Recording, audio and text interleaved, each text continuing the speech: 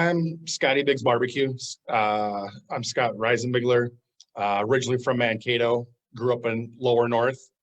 Go Monroe. Come on now. Let's hear it. Whoop, whoop. Been a chef for about 30 years, and we were living in Phoenix about 5 years ago and decided to move back to the Midwest. Ended up in Winnebago. Thought, hey, let's go buy a restaurant in a small town. And so we bought a restaurant in 2017, and basically everything broke down on us within the first 5 months of opening. So we had to shut the restaurant down. And rather than decide to tuck our tail between our legs, we decided, let's try something else. We started doing fairs in tents, which in monsoon type rains is no fun. But we kept it going, and we had a lady in town who decided to be an angel, and she decided to finance a food truck for us. She said, you guys bust your butt, let's get you a food truck so you can do something. So in July of 2019, we got a catering food truck trailer and decided to start setting up in people's parking lots. So we service Mankato, Fairmont, Blue Earth, Sleepy Eye for the food truck. We're starting to just got booked some stuff for Medford. And we also do catering. And I have caterings this year in Sioux Falls, Des Moines, White Bear Lake, Coon Rapids. So, I mean, we're going everywhere. We're growing. I just booked this week. My last Saturday I have available till October for the food truck for doing caterings and weddings. So business is growing good. And I think the biggest thing last year during COVID, a lot of people were afraid, but for my business, COVID's been a blessing for me. Unfortunately, I know it's not good for most people, but for me, it's been great. But we saw a need last year, and so we started to do some things that I think have helped my business blow up this year. We started to feed all healthcare workers last year for half off. And then we were doing children 12 and under eat free. So we did that most of the summer. And then I had the idea of paying my employees more, but taking away their tips. And so we put a tip jar out front, and all tips, we went to buying grocery gift cards in Faribault, Martin County. And we started that in April, and we ended it in August. And in that time, we donated over $5,000 in gift cards to people who were struggling going through the COVID stuff, being laid off and doing different things. And I think that's like the biggest thing I've ever done for my business that helped me grow. And I think I've learned that you really get what you give. And I think that's kind of like our motto. We try to do 4 free events every year. Like, we've done a couple cancer benefits and just things like that where we just give back. And we don't do a lot of advertising. Facebook's kind of like the only thing we do, but word of mouth has been huge. We were just named one of the top 5 food trucks in Southern Minnesota. And so that's going to a vote for April. So we're trying to get in, we're hoping to see what we can do for that. But, my biggest struggles with my business is it time to take it to the next level? Is it time to buy a bigger truck? Is it time to franchise out and bring somebody else in to help run it? I'm kind of a one-man band right now.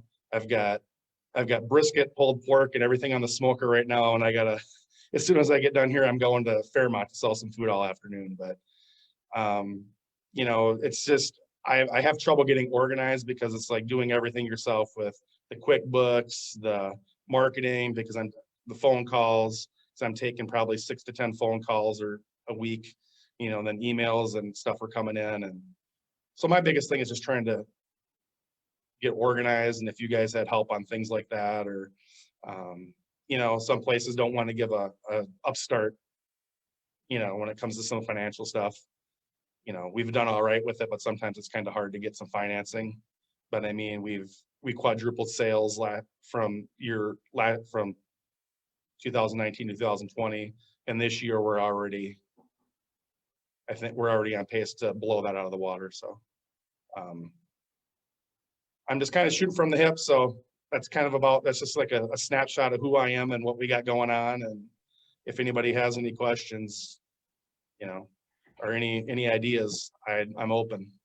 Or if you want to book a food truck. Awesome. Thank you, Scott.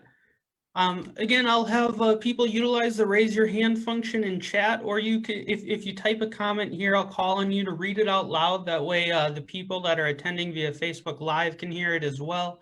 Or if you have feedback for Scott. Yvonne has her hand up first, so I'll let her go ahead. Hi, Scotty. Great presentation. It sounds like you're at that point that I was at with my business at one point where, you know, as a business running you're running the business and you're starting to think about, you know, should we go bigger? Should I hire more people? You know, that kind of thing. We're going to send you a book. We'll send it to Angie for both of you. It's called Entrepreneurial Leap. It comes from one of our sponsors, and it talks about this idea of like, when do you know when it's time to take the next, you know, big step? So that's a really good one. But one of the things that I'll tell you is that I didn't do it soon enough. I let myself get to a point where I started, you know, being burned out, being tired. And so do it sooner rather than later, because it takes a while to get that other person up and going or get that other thing up and going that's going to give you that additional capacity. And one of the big measures for that is there demand out there for your food and for your trucks that you can't meet? If there's a demand out there, then that tells you maybe it's time to start thinking about getting that other person on board. That's true. Paul, I'm looking forward to doing your daughter's wedding, by the way. And thank you for the book as well. That's awesome.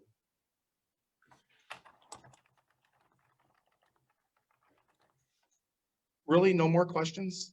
I was going to do food pictures for you guys, but I don't want to make you hungry before lunch. You know, Scott, you know, one just general question for you. Why barbecue? You know, like I've been in the business 30 years, and it's like, if you're going to do, I've been cooking all over the country, and I've done fine dining, I've done Italian, I've done everything. And if you're going to do a business, you might as well do something you're passionate about and you love. And so I did a lot of competition barbecue back in the day. And I thought, you know what, why not give it a shot? And you know what, it's fun to get up every morning and go check on the smoker. And, you know, one of the things that I love to do is my food truck's different. I mean, I don't know how many of you guys have eaten at my food truck, but we don't just do we'll have the brisket and the pork and the ribs, but I do a baked potato bomb. I do a Sundays. I mean, I do prime rib out of the food truck, and I get these people that are like, I've been eating prime rib for 70 years and this is the best I've ever had. And they can't believe it's out of a food truck. You know, so we're just always trying to do different things and bring different things to what people look for. But no, barbecue, I just love barbecue. Awesome. You know, it's like when being creative is the way to go. So awesome. And then Paul's hand was up earlier. He did still have a question, so I'll let him ask his question, and then Mike Hahn is after that. Yeah, Scott, it's great to see that you've got that passion. Expand on that passion of where do you want to go in 5 and 10 years with this?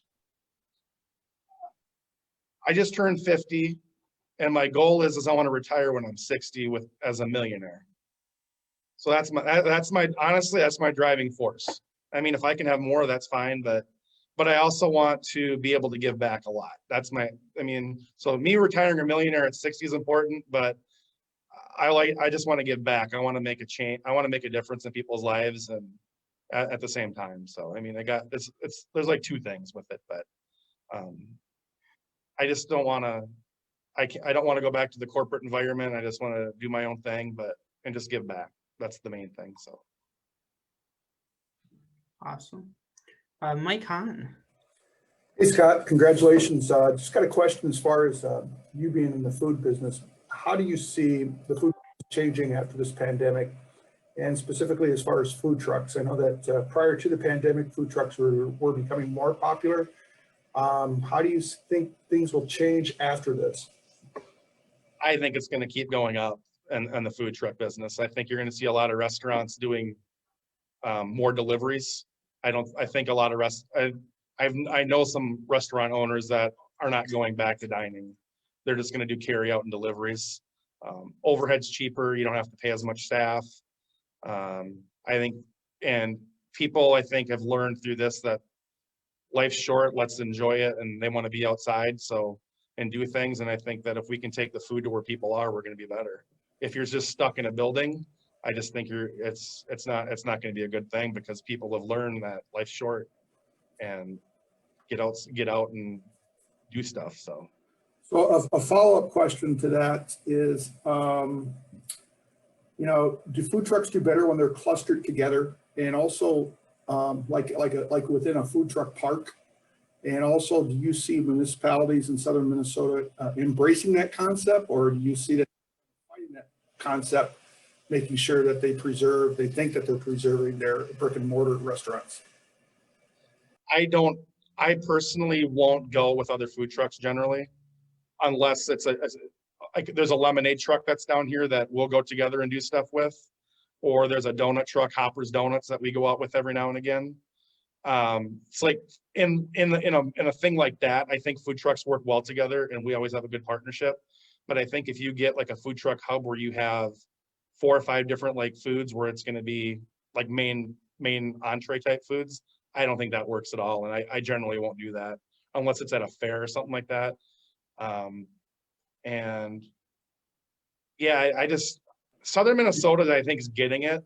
And I was talking to Annie earlier that I'm kind of surprised that a lot of the food trucks out of Minneapolis aren't coming farther south, because I think they're so slow up there right now, and they could be down here and they could actually be doing stuff. But yeah, and as far as brick and mortar, I just think it's a dying thing.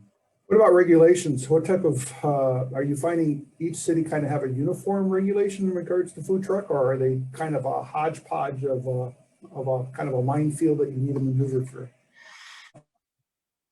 The regulations are pretty standard. I mean, I guess for the most part here in southern Minnesota.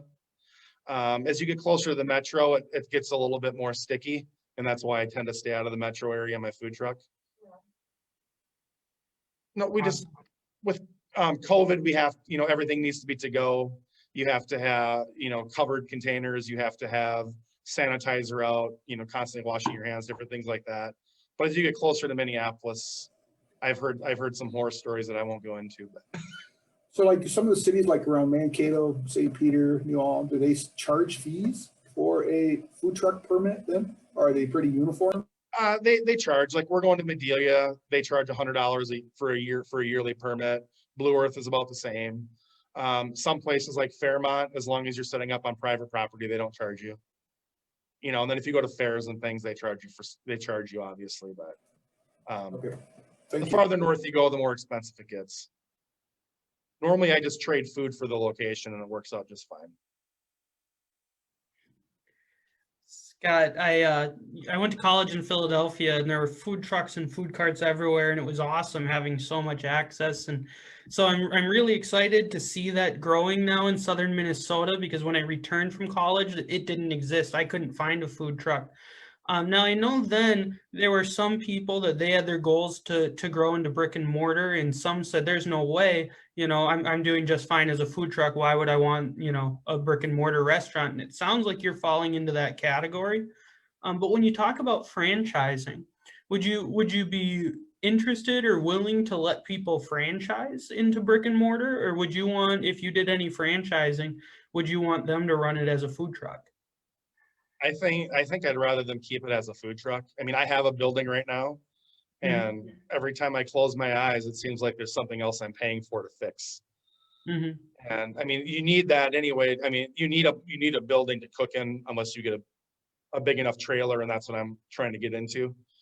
And I think the model, I think how I have it built, I think it's built for a food truck. And I think if anybody's going to be successful, if they came in, I think it's going to be in a food truck. I mean, I've had offers to get into buildings in Mankato and Fairmont, and I don't want anybody to get into that. I think the food trucks are where it's at right now. Gotcha. Is there any other questions or feedback for Scott? Anybody want to book a catering?